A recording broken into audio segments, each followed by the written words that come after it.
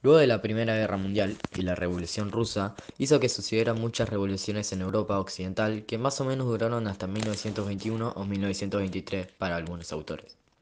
En Italia, en 1914, se estaba industrializando y democratizando, pero la guerra hizo que se detuviera ese avance y la pobre Italia quedó sequita de beneficios que se obtenían de territorios austríacos y ultramarinos. La frustración, las deudas de guerra y las crisis económicas motivaron a un clima favorable a la revolución proletaria. Los obreros ocuparon tierras y fábricas, hubo huelgas y una gran marcha obrera en 1920. El Estado reprimió con cuidado, lo cual le jodió a la burguesía industrial, que esperaba que se hiciera más lío. En ese contexto surgieron grupos paramilitares de derechos que arrancaron a criticar la democracia italiana. Surge el fascismo, que se desarrolló entre los años 1920 y 1943, especialmente tras la crisis política y económica que generó la Primera Guerra Mundial.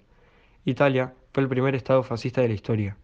Se crea el fascismo por la Primera Guerra Mundial, debido a que ciertos grupos nacionalistas, contra la revolución bolchevique de 1917 y las luchas sindicales de trabajadores y braceros que terminaron en el Bienio Rojo, y también en parte como crítica a la sociedad liberal demócrata, que quedó en las últimas por la experiencia de la Primera Guerra Mundial. Pero luego apareció el genio de Benito Mussolini. Este loco era el líder del movimiento fascista italiano, que luego pasó a ser primer ministro en 1922. No supuso el abandono automático del liberalismo, pero a partir de 1925, el chabón optó por el proteccionismo y la concentración industrial en grandes corporaciones dependientes del estadito. Él pretendía que con esto un absoluto control del gobierno sobre la industria, la agricultura, las finanzas y las inversiones. Este capo transformó el reino de Italia en el segundo imperio colonial italiano y gobernó con un partido único, basado en el totalitarismo y la autocracia de la ideología fascista. El objetivo de Mussolini era hacer realidad su sueño de la Gran Italia, basado en la absoluta hegemonía de Roma en el mar Mediterráneo. Pero se le zafó la mano por el abuso de autoridad, el nacionalismo, el anticomunismo, el antiliberalismo y por utilizar a la religión dominante como método para afianzar su poderío. Gobernó hasta 1943, cuando fue removido, pero luego, después de la tregua con los aliados en septiembre de 1943, fuerzas alemanas ocuparon el norte de Italia e instalaron a Mussolini como el jefe de un gobierno nuevo pro-alemán.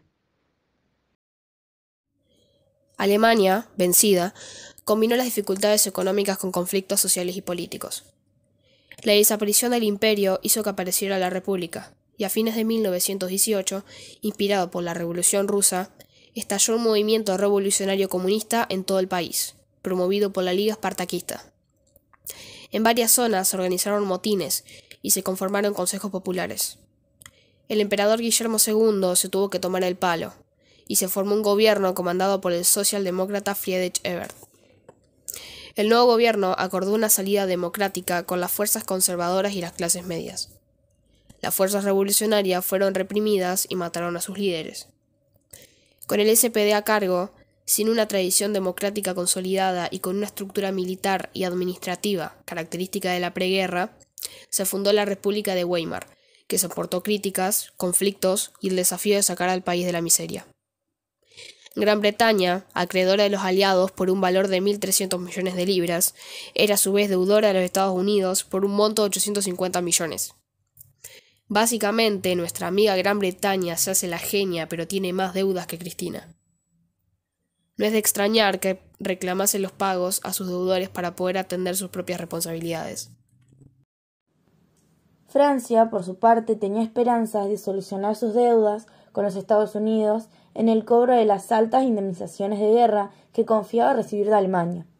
A lo largo de la década ejerció una constante presión sobre esta para obligarla a satisfacer cantidades que algunos economistas consideraban excesivas. La industria pesada alemana estaba sana y salva, ya que la guerra se había desarrollado fuera del país.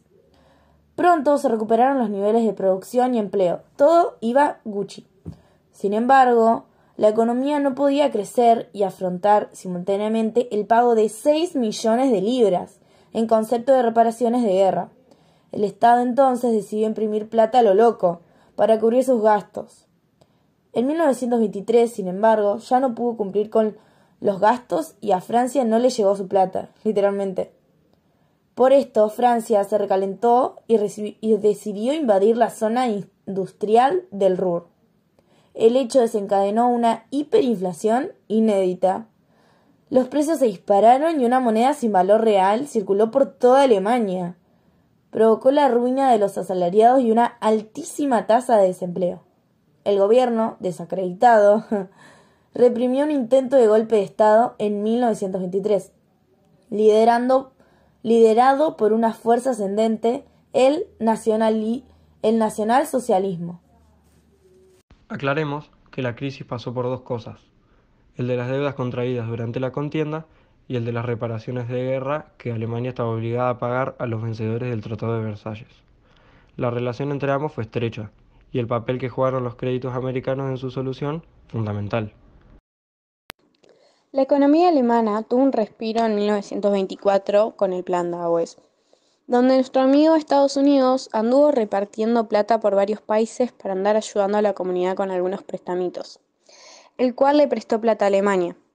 El plan buscaba incentivar la productividad, reducir el monto de las reparaciones de guerra y flexibilizar los medios de pago.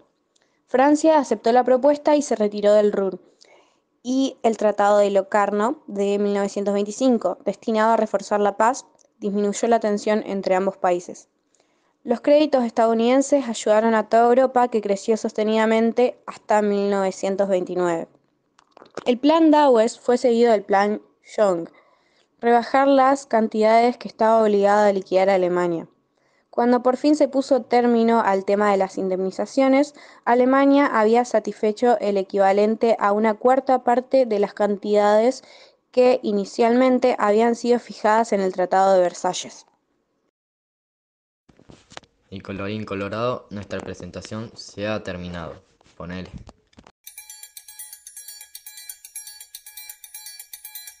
Vem Magalenha Rojão, traz a lenha pro fogão, vem fazer armação. Hoje é dia de sol, alegria de coió, é curtir